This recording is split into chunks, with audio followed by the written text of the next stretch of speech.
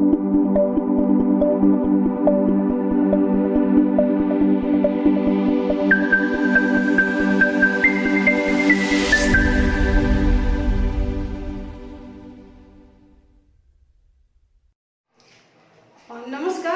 सृजल academy के YouTube channel पे आपका फिर से एक बार हार्दिक स्वागत है।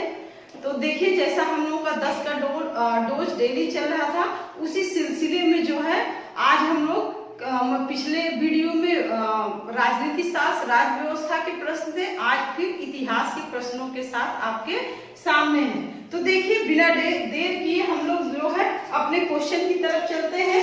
तो पहला जो क्वेश्चन है हमारा, बौद्ध तीर्थ स्थल दाद का मंदिर। देखिए, बहुत इंपॉर्टेंट पहला ही जो क्वेश्चन है, बहुत इंपॉर्टेंट क्वेश्चन है। यानी आरआरबी आप प्रैक्टिस सेट देखेंगे तो बहुत सारे सेट में जो है इससे क्वेश्चन पूछ चुका है। आपका जो मंदिर है किस देश में स्थित है? तो जो दाद का मंदिर है वो श्रीलंका में स्थित है। कहाँ स्थित है? श्रीलंका में। तो देखिए, जो दाद का मंदिर है, यानी गौतम बुद्ध की मृत्यु हुई थी तो उस समय जो है, यानी जब उनकी चिता जल रही थी तो उनके चिता में से कहा जाता है उनके दांत को निकाल करके राजा ब्रह्मदत्त होते थे। श्रीलंका के जो राजा थे ब्रह्मदत्त, यानी ये स्थान जो है, यानी कैंडी उस समय यहाँ आसपास रजवाड़े थे, राजाओं का शासन था और वहीं पे कैंडी में ये दांत का मंदिर है। तो उस चिते में से दांत, गौतम बुद्ध के दांत को निकाल करके जो है राजा ब्रह्मदत्त को दिया था और कहा जाता है वहीं पे कैंडी में, यानी गौतम बुद्ध का जो पवित्र मंदिर है दांत का मंदिर, यानी उनके दांत को रख के उस मंदिर का निर्माण किया गया है, इसलिए दांत का मंदिर के नाम से ये फेमस है। ये कहाँ है? श्रीलंका में। ठीक है, नेक्स्ट हमारा जो क्वेश्चन है, रण उत्सव। रण उत्सव किस राज्य में मनाया जाता है?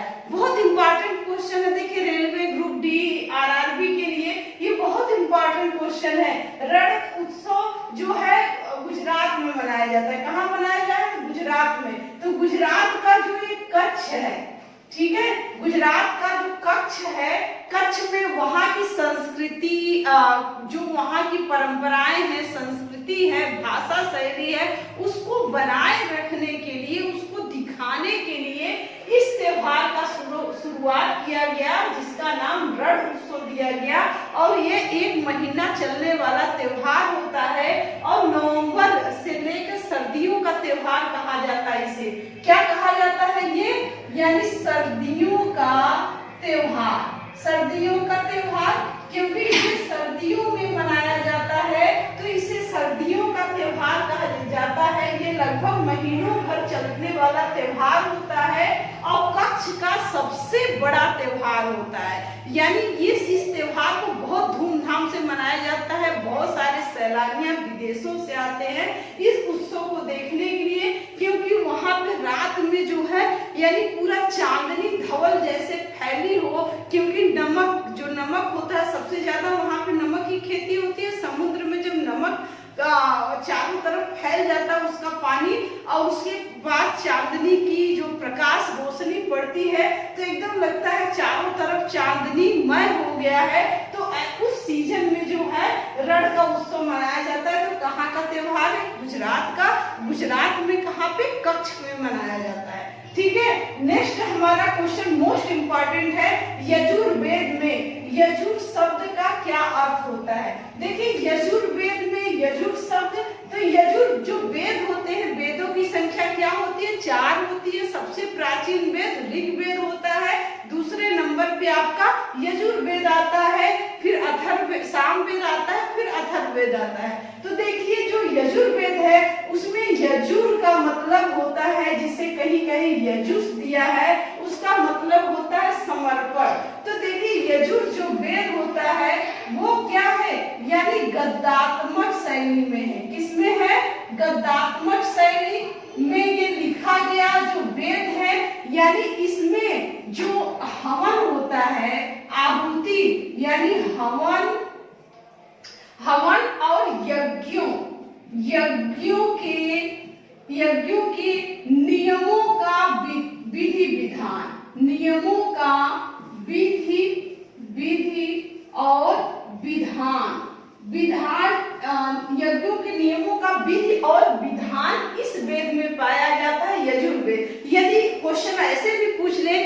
यजुर्वेद का मुख्य विषय क्या है? तो यजुर्वेद में यानी योगियों का जो यज्ञ होते थे उस समय सबसे बड़ा ईश्वर के पास पहुंचने का जो सबसे अच्छा माध्यम उस समय का था वो यज्ञ होता था। तो यज्ञों के नियमों में यानी यज्ञ करते समय जो गाया जाता है गद्य रूप में जो मंत्रों का उच्चारण होता है उसी के लिए यजुर्वेद की रचना की गई थी। और ये हवन और यज्ञों में जो हवन होता है उसी के विधि विधान से रिलेटेड ये धर्म है। और उसमें जो आपके हवन किए जाते हैं तो उस हवन में क्या होता है? समर्पण होता है। जो हम घी और उसका समर्पण देते हैं उसी के लिए यजुर जो है मिलके बना है। तो यजुर शब्द का अर्थ समर्पण होता है। और देख लीजिए जो यजुर्वेद है इसकी दो शाखाएं हैं। कितनी शाखाएं हैं? दो शाखाएं हैं। एक क्या है? एक साम यजुर्वेद और एक हमारा होता है यजुर्वेद और एक हमारा है शुक्ल यजुर्वेद। ठीक है, ये दो शाखाएं आपको याद रखना है। यजुर्वेद यानी दूसरे नंबर की जो है हमारा वेद है। यजुर शब्द का अर्थ होता है यजुस कहीं कहीं दिया होता है तो उसका शब्द समर्पण होता है। यजुर जो है किसके लिए मेन उसका विषय क्या है? तो यज्ञ के विधि विधान के नियम इसमें दिए हैं, इसलिए इसका नाम जो है यजुर मतलब समर्पण रखा गया है। इसकी दो शाखाएं हैं, एक कृष्ण यजुर्वेद और शुक्ल यजुर्वेद। उसी को श्याम कह लीजिए यानी कृष्ण यजुर्वेद और शुक्ल यजुर्वेद, इसकी दो शाखाएं हैं किसकी? यजुर्वेद की। नेक्स्ट हमारा क्वेश्चन है भारत का बिस्मार्क किसे कहा जाता है? देखिए बहुत ही मोस्ट इंपॉर्टेंट क्वेश्चन है। भारत का बिस्मार्क किसे कहा जाता है? तो सरदार वल्लभ भाई पटेल को कहा जाता है। सरदार वल्लभ भाई पटेल को भारत का बिस्मार्क कहा जाता है। यानी सरदार वल्लभ भाई पटेल को उपनाम बिस्मार्क के उपनाम से भी जाना जाता है। अब बिस्मार्क का उपनाम इनको क्यों मिला? यानी जिस तरह जर्मनी का एकीकरण करने में बिस्मार्क की अहम भूमिका है उसी तरह से जो है यानी जब हमारा देश स्वतंत्र हुआ था तो 562 कितने थे? यानी 562 छोटी छोटी रियासतें थी। उन रियासतों को कठोरता पूर्वक जो है यानी भारत में क्या किया गया? इन्होंने विलय किया, इसलिए इनको बिस्मार्क के उपनाम से जाना जाता है सरदार वल्लभ भाई पटेल को। याद रखिएगा। और इन्हीं के जन्म दिवस को देखिए बहुत बार एग्जाम रेलवे में पूछा, इधर हाल में ही आप प्रैक्टिस देखेंगे तो 31 अक्टूबर को किसका जन्म दिवस है? तो 31 अक्टूबर को सरदार वल्लभ भाई का जन्म दिवस होता है। और 2014 से 31 अक्टूबर को हम एकता दिवस के रूप में मनाते हैं। ठीक है, एकता दिवस के रूप में मनाते हैं। और आप देख लीजिए दुनिया की सबसे जो प्रसिद्ध मूर्ति जो है, सबसे ऊंची मूर्ति भी किसकी बन गई है? सरदार वल्लभ भाई पटेल की है। कितने फीट ऊंचाई है? यानी स्टैचू ऑफ यूनिटी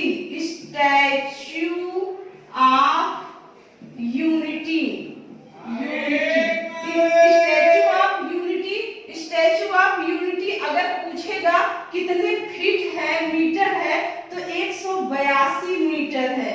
182 मीटर ऊंची दुनिया की यानी दूसरी सबसे ऊंची ये है। और भारत की पहली सबसे ऊंची मूर्ति जो है ये स्टैचू ऑफ यूनिटी है, जो किसकी है? सरदार वल्लभ भाई पटेल की है। कहाँ पे बना गया है?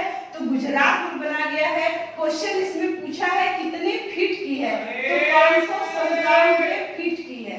अगर फीट पूछेगा तो 597 फीट, यदि मीटर पूछेगा तो 182 मीटर है। क्वेश्चन पूछ चुका है फीट में, तो आप लोग इसको याद रखेंगे। और दूसरी चीज ये भी याद रखिएगा, सरदार को सरदार की उपाधि किसने किसने दिया, यानी सरदार वल्लभ भाई पटेल को सरदार की उपाधि कब दिया गया, तो ये बारदौली आंदोलन, बारदौली आंदोलन में यानी बारदौली आंदोलन का जो है नेतृत्व किसने किया था, तो सरदार वल्लभ भाई पटेल ने किया था। और वही की जो महिलाओं ने यानी इनको सरदार की उपाधि दिया था। ठीक है, बारदौली आंदोलन के समय ही वल्लभ भाई पटेल को सरदार वल्लभ भाई पटेल कहा जाता है। भारत के प्रथम गृह मंत्री पूछेगा तो भी आपका क्वेश्चन आंसर होगा सरदार वल्लभ भाई पटेल। और भारत के प्रथम उप प्रधानमंत्री तो सरदार वल्लभ भाई पटेल। देखिए एक क्वेश्चन से कितने क्वेश्चन आपके तैयार हो रहे हैं।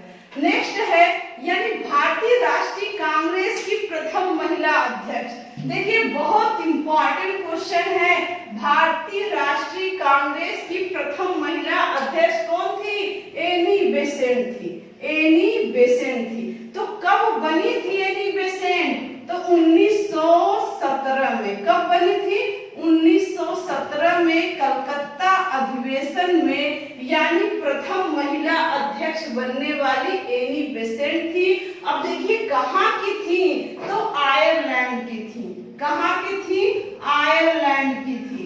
आयरलैंड से हमारे देश के संविधान में क्या लिया गया है, तो राज्य के नीति निर्देशक तत्व को लिया गया है।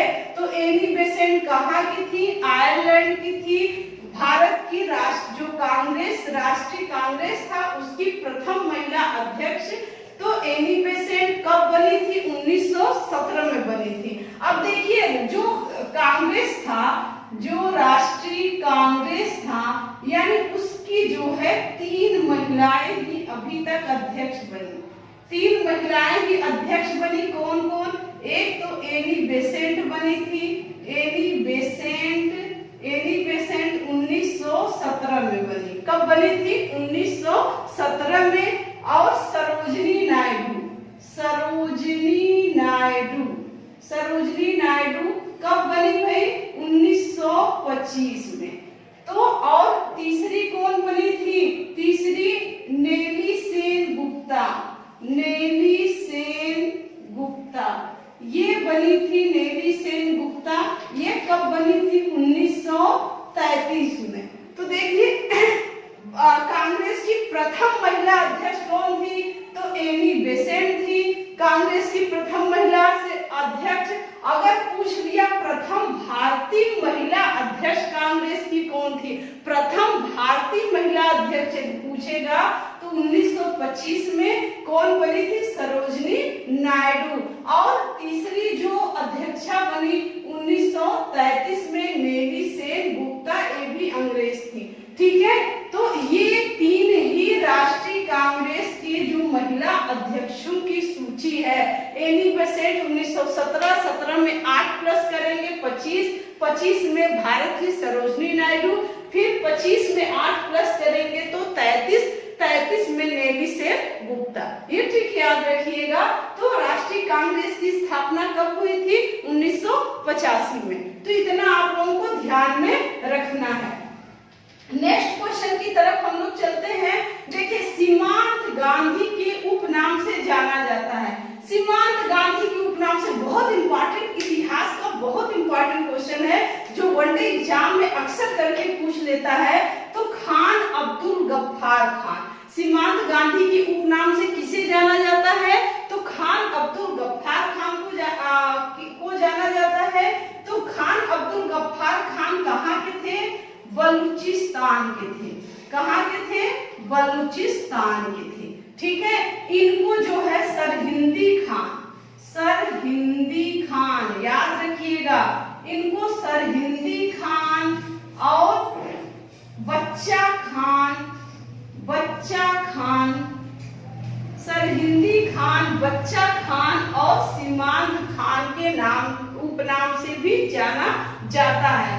खुदाई, इनसे रिलेटेड या तो क्वेश्चन पूछेगा, यानी सीमांत गांधी के उपनाम से किसे जाना जाता है, तो खान अब्दुल गफ्फार खान को। या तो क्वेश्चन पूछ देगा खुदाई खिदमतगार, की स्थापना किसने किया था? तो आपका आंसर क्या हो जाएगा? खान अब्दुल गफ्फार खान। या लाल कुर्ती आंदोलन, लाल कुर्ती आंदोलन, लाल कुर्ती आंदोलन से कौन जुड़ा था? तो कौन इससे जुड़ा था? तो खान अब्दुल गफ्फार खान इससे जुड़े थे। याद रह जाएगा आप लोगों को।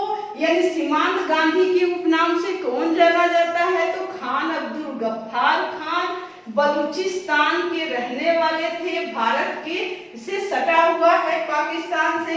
यानी इन्हें सरहिंदी खान या बच्चा खान के नाम से भी जाना जाता है। खुदाई खिदमतगार की स्थापना किसने की? तो खान अब्दुल गफ्फार खान ने किया। और लाल कुर्ती आंदोलन से कौन जुड़ा? तो खान अब्दुल गफ्फार खान उससे जुड़े हैं। अब देखिए दीन ए इलाही की स्थापना किसने की? दीन ए इलाही देखिए आ गया। अब हम लोग मुगल में चलते हैं। दीन ए इलाही की स्थापना किसने किया था? अकबर ने किया था। दीन ए इलाही की स्थापना किसने किया था? अकबर ने किया था। कब किया था? तो 1582 में। 1582 ईस्वी में अकबर ने दीन ए इलाही यानी एक धर्म उसने चलाया था। सारे धर्मों का निचोड़ जो था वो दीन ए इलाही था। उसी को जो है अकबर ने चलाया था। और इसके हिंदू पूछता है दीन ए इलाही धर्म को एकमात्र हिंदू शासक कौन था जिसने अपनाया? तो कौन था भाई? बीरबल। कौन था? बीरबल। बीरबल और अकबर, बीरबल और अकबर जो है ये आजीवन, यही अकबर ने तो स्थापना ही किया था दीन इलाही का। तो बीरबल और अकबर आजीवन इस धर्म को अपनाए हैं, आजीवन इस धर्म को अपनाए हैं। और कुल कितने व्यक्ति यानी इस धर्म को अपनाए? तो कुल 19 व्यक्ति ही दीन इलाही धर्म को अपनाए थे। और एकमात्र हिंदू शासक पूछेगा तो बीरबल थे। ठीक है, अकबर के नवरत्नों में भी शामिल थे तो बीरबल। नेक्स्ट है क्वेश्चन हमारा, हवा महल का निर्माण किसने कराया? देखिए मोस्ट इंपॉर्टेंट क्वेश्चन है। तो महाराजा सवाई प्रताप सिंह, महाराजा सवाई प्रताप सिंह ने हवा महल का निर्माण कराया था। तो हवा महल का निर्माण राजा सवाई प्रताप सिंह कितने मंजिला है? तो 5 मंजिला। ये कितने मंजिला है भाई? तो 5 मंजिला है हवा महल। हवा महल कहाँ है? जयपुर में है। किसने स्थापित करवाया? तो महाराज सवाई प्रताप सिंह जो कछवाहा वंश के से रिलेटेड है, कछवाहा वंश से है। यानी जय सिंह के बाद ये सवाई प्रताप सिंह ने बनवाया था। ये इमारत 5 मंजिला है। ठीक, नेक्स्ट क्वेश्चन हमारा है, चीनी यात्री फायान किस वंश के शासन काल में भारत आया? वंश पूछ लिया है। देखिए दो तरह से क्वेश्चन पूछता है। चीनी यात्री फायान किस शासक काल में भारत आया? यदि शासक पूछेगा तो चंद्रगुप्त विक्रमादित्य हो जाएगा। यदि वंश पूछेगा तो गुप्त वंश हो जाएगा। यानी गुप्त वंश में कौन था उस समय? चंद्रगुप्त विक्रमादित्य। चंद्रगुप्त विक्रमादित्य के शासन काल में, विक्रमादित्य के शासन काल में भारत आया था। कब आया था? तो ये चीन से 399 ईस्वी में भारत में वहां चीन से चला था।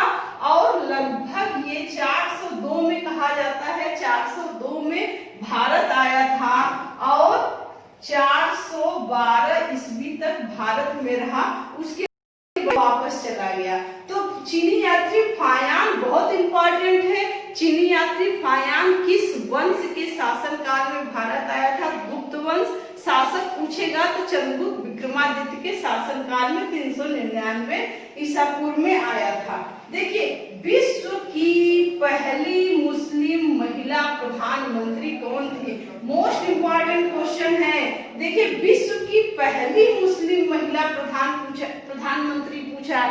यदि पूछेगा विश्व की प्रथम महिला प्रधानमंत्री तो कौन थी? आपके श्रीलंका की भंडार नायके थी। कौन थी? सिरिनेवा भंडार नायके। लेकिन मुस्लिम महिला प्रधानमंत्री पूछा है तो कौन थी? बेनजीर भुट्टो। कौन थी? बेनजीर भुट्टो। तो इनको जो है बेनजीर भुट्टो को क्या कहा जाता है? East daughter of east, daughter of east के नाम से जाना जाता है बेनजीर भुट्टो को। और ये जो है यानी कब? 1988 में और 1993 में 2 बार, ठीक है, एक बार 12वीं और एक बार 16वीं, 2 बार प्रधान यानी पाकिस्तान की प्रधानमंत्री बनी। जो किसी भी देश में मुस्लिम महिला प्रधानमंत्री होने का गौरव इन्हें प्राप्त हुआ है। तो कौन थी? बेनजीर भुट्टो थी। इन्हें पूरब की बेटी, डॉटर ऑफ ईस्ट, पूरब की बेटी के नाम से जाना जाता है। यानी ये पाकिस्तान की 12वीं और 16वीं 2 बार प्रधानमंत्री बनी थी। पहली बार 1988 में और दूसरी बार 1993 में बनी थी। उसके बाद 2007 में इनको क्या कर दिया गया? इनकी हत्या कर दिया गया। जब ये चुनाव प्रचार के दौरान रावलपिंडी से में जा रही थी तभी बम फेंक कर इनकी हत्या कर दिया गया। तो देखिए ये सारा क्वेश्चन था आपके सामने, यानी जो 2000 आरआरबी के 2016 में विभिन्न परीक्षाओं में पूछे गए इतिहास से जो है प्रश्नों का ये संग्रह है 10। तो 10 का दम 10 का डोज आप लोग देखिए, एक बार रिवाइज करिए। यदि वीडियो पसंद आए तो लाइक शेयर सब्सक्राइब करना न भूलिए। Thank you.